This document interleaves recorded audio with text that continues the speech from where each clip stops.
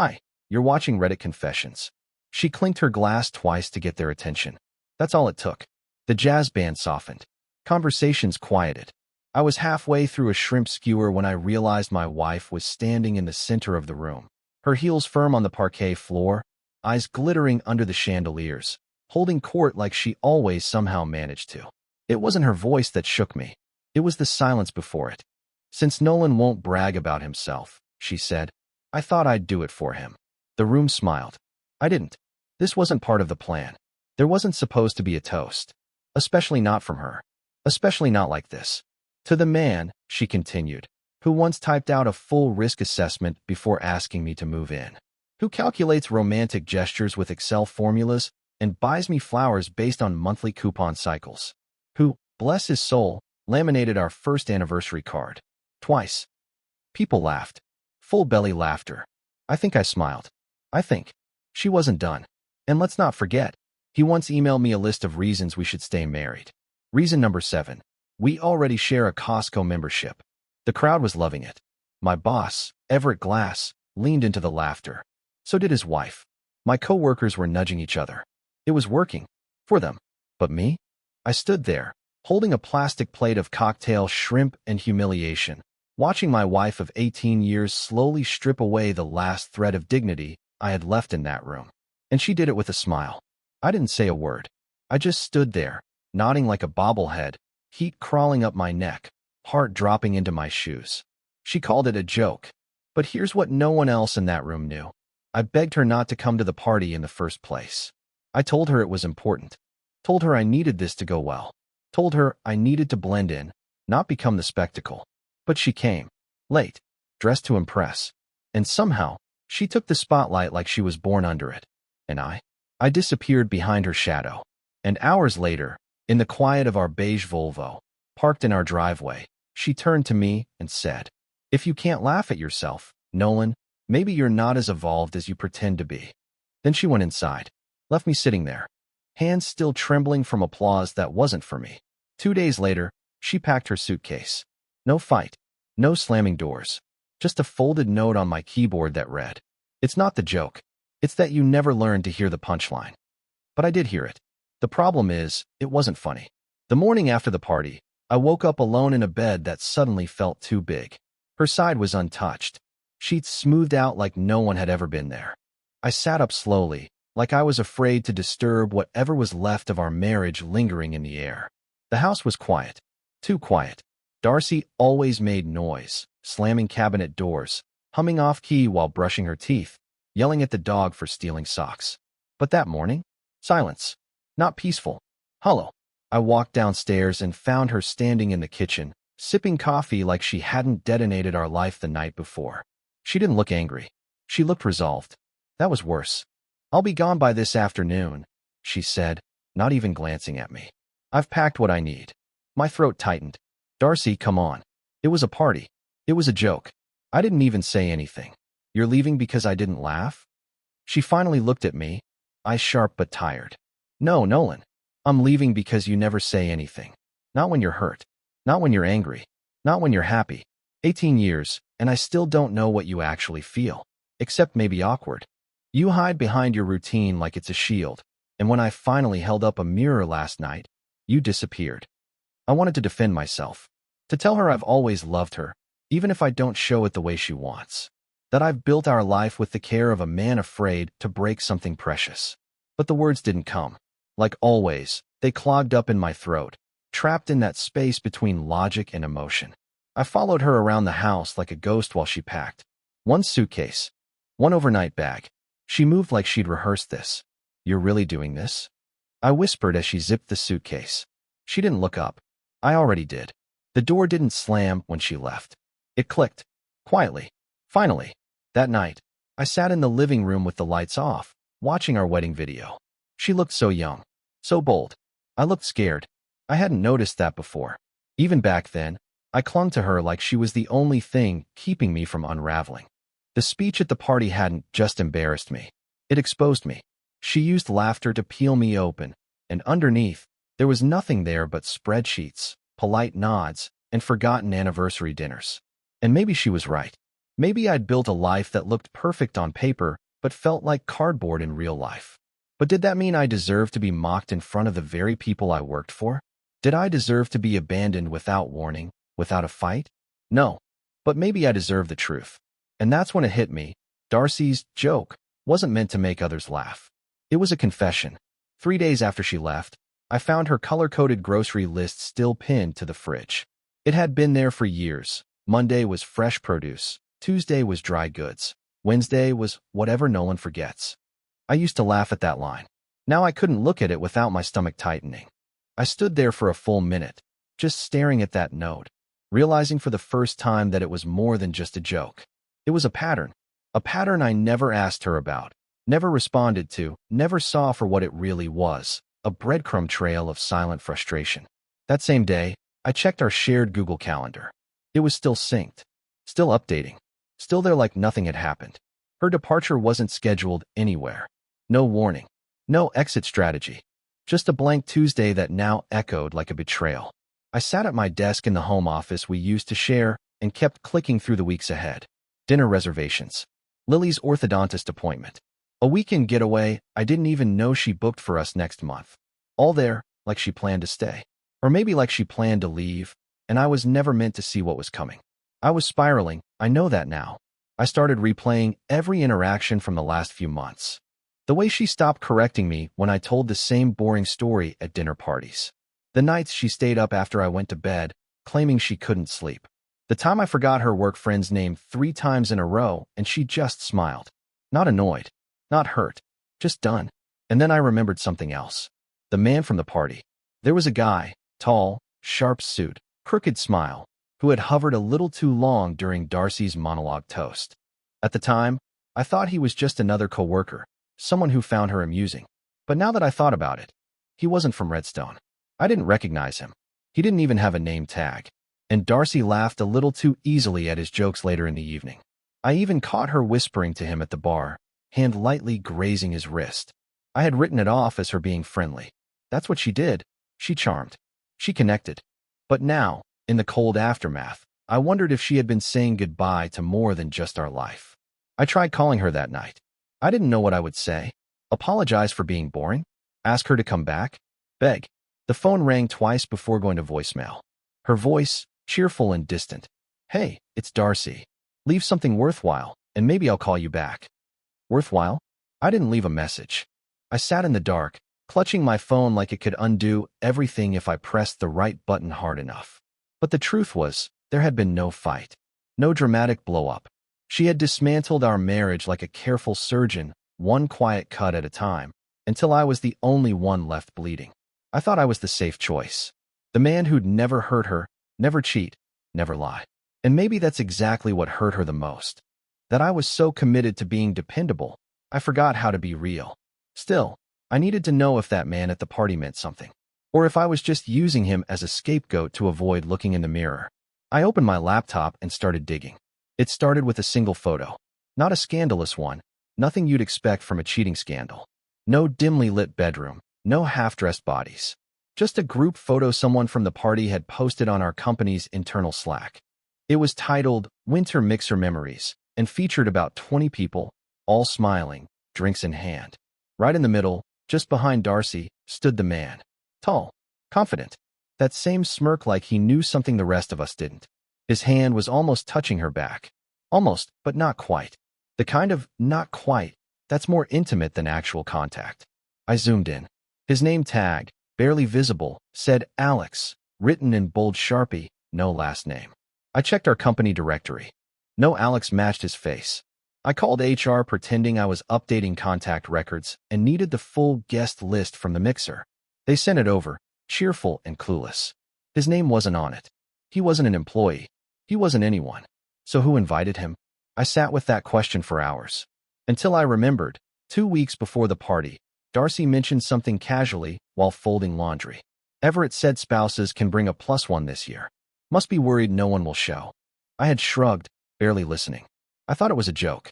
Why would someone bring a +1 if they already had a spouse?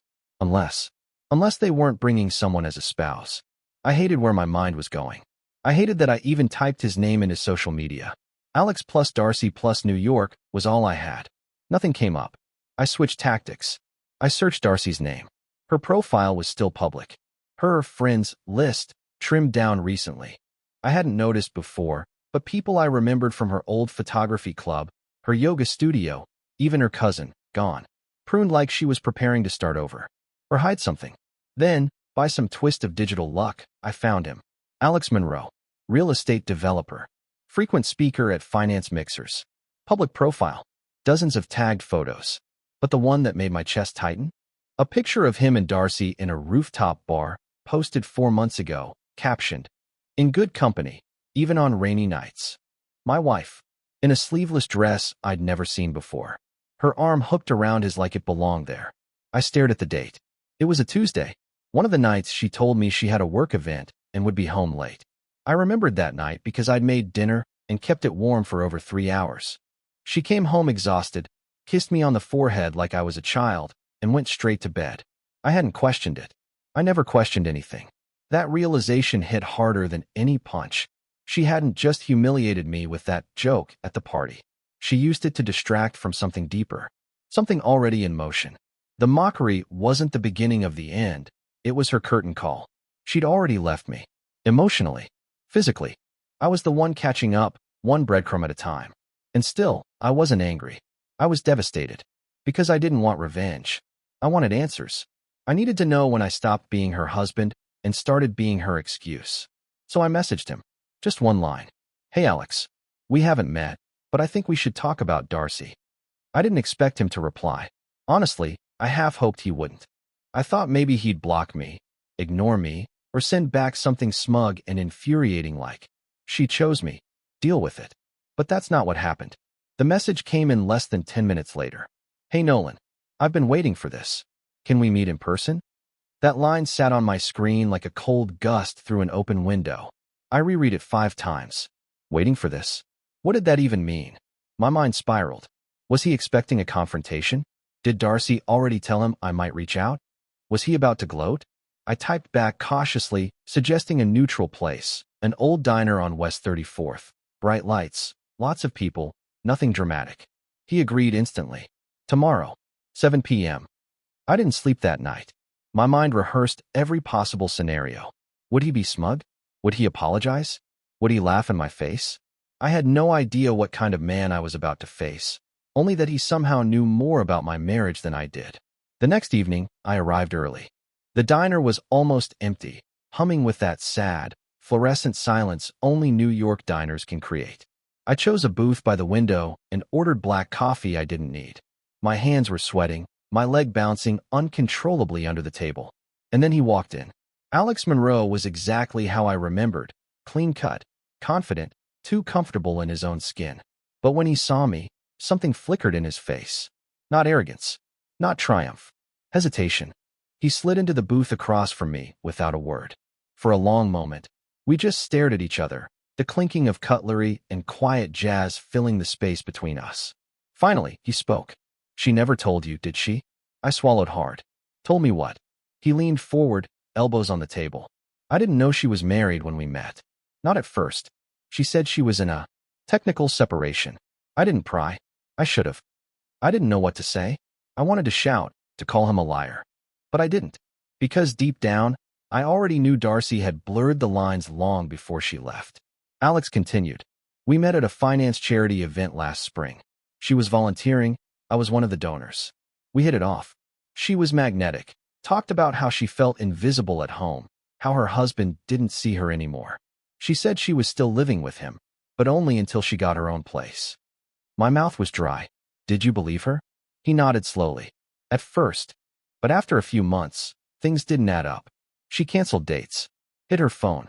Always evasive. I pushed. She admitted the truth, that she hadn't told you anything. That she was too afraid to. That she didn't want to hurt you." I laughed bitterly. So instead, she humiliated me at a party and vanished. He looked genuinely uncomfortable. I ended things the night of the party, when I realized I was just her way out. I didn't want to be that person. I didn't know whether to hate him or thank him. Then he reached into his coat pocket and slid a folded note across the table. "She asked me to give you this. I couldn't bring myself to before. But maybe now." I hesitated before taking it. It was Darcy's handwriting. Familiar loops and angles I'd seen on birthday cards and sticky notes on the fridge. My name at the top. Just that. The letter was short. Nolan, I never hated you.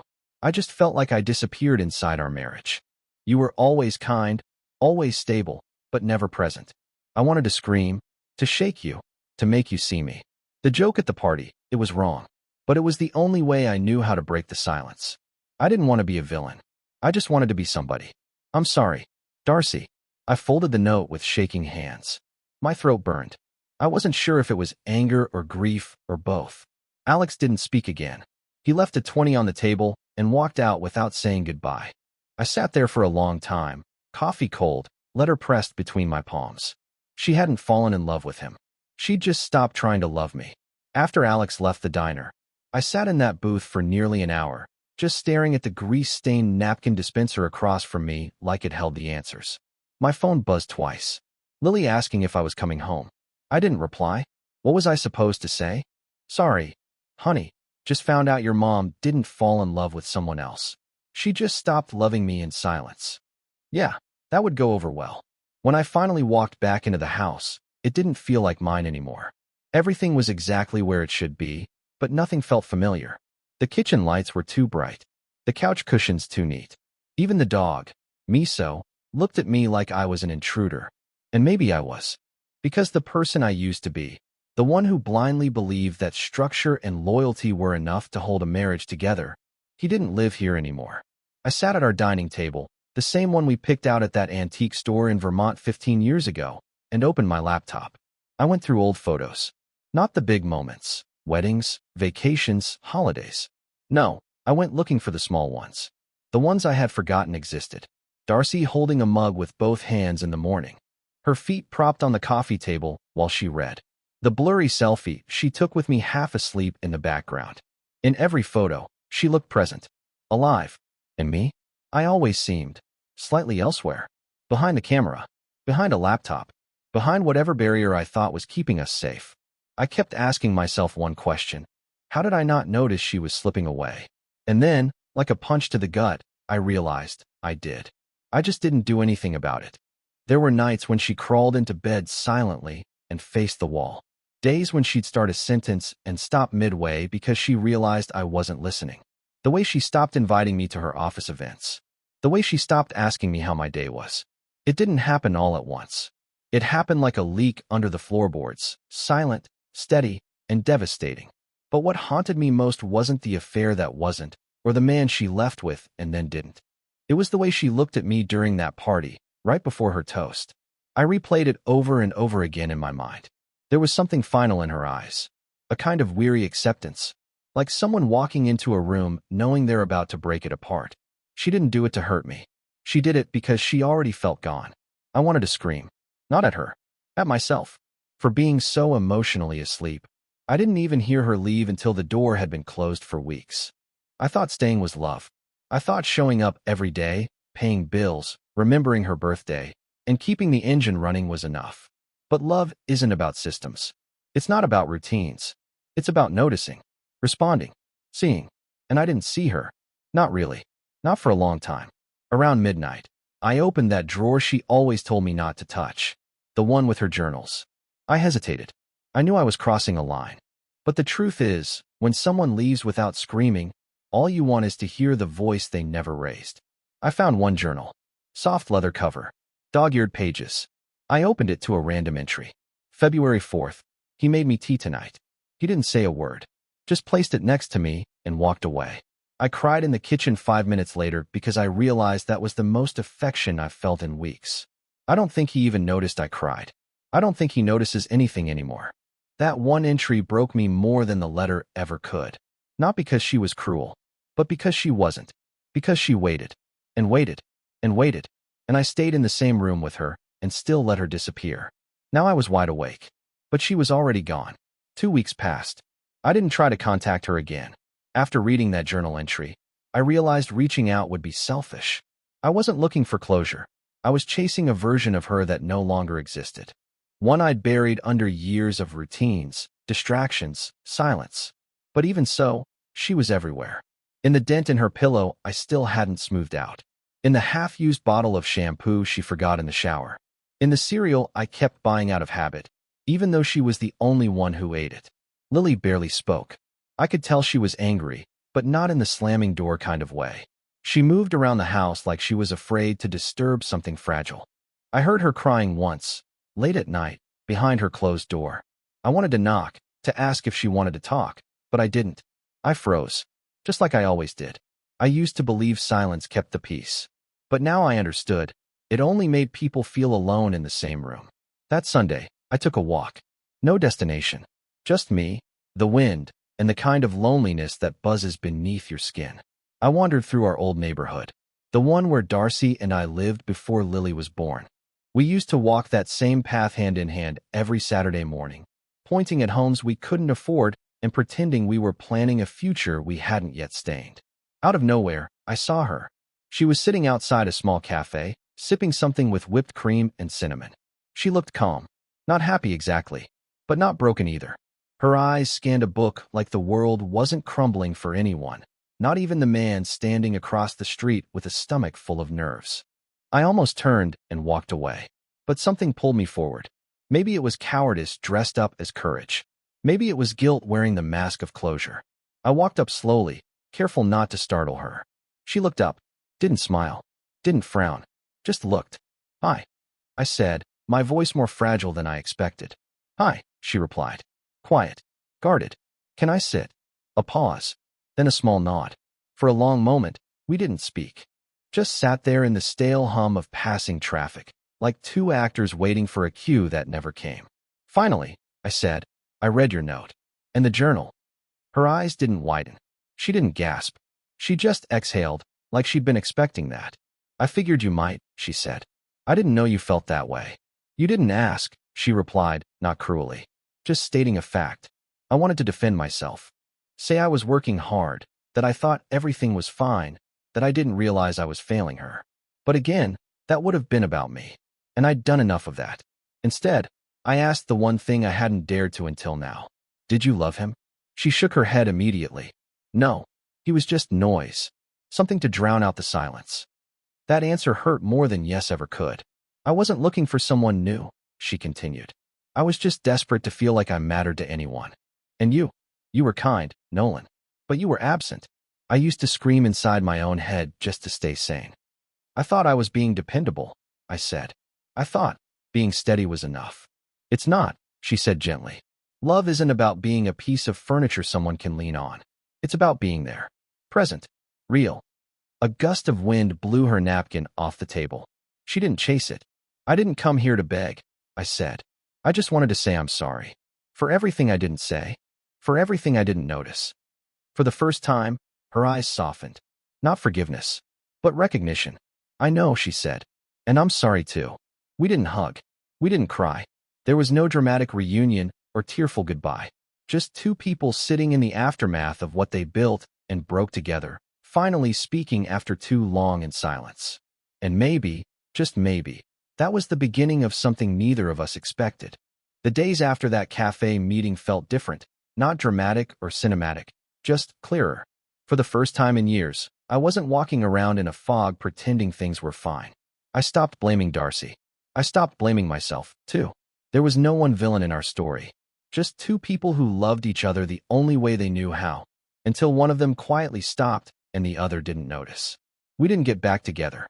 That would have been too neat, too unrealistic. But something better happened. We started talking. Really talking. A few weeks later, we met again. This time with Lily. We sat at a park bench and let her speak, really speak, for the first time since Darcy left. She told us how forgotten she felt. How she watched two people she loved drift apart without ever asking her what she needed. It was hard to hear, but we listened. We owed her that. Now we co-parent. Not just out of duty, but with intention. We laugh sometimes, even reminisce. We don't pretend nothing happened. We let the cracks show. And in that vulnerability, we've built something new. Not a marriage, but a friendship rooted in truth. I've changed. Slowly, but meaningfully. I show up now, not just physically, but emotionally. I listen. I speak when something hurts. I hug longer. I say what I feel even when my voice shakes. I started therapy. Lily comes with me sometimes. So does Miso, though he mostly just sleeps under the chair. And Darcy? She's building her own life now. I still don't know everything about what she went through while she was with me, but I know enough to understand she needed to leave to find herself again. I respect that. I admire it. Sometimes healing doesn't look like reconciliation. Sometimes it looks like two people finally becoming honest, even if it's years too late. I'm still learning, but I'm no longer walking in silence. Thanks for listening. Now it's your turn. Was there a moment in this story that hit close to home for you? Have you ever stayed silent in a relationship until it was too late? Drop your thoughts in the comments. We read every one. And don't forget to subscribe for more stories like this, right here on Reddit Confessions.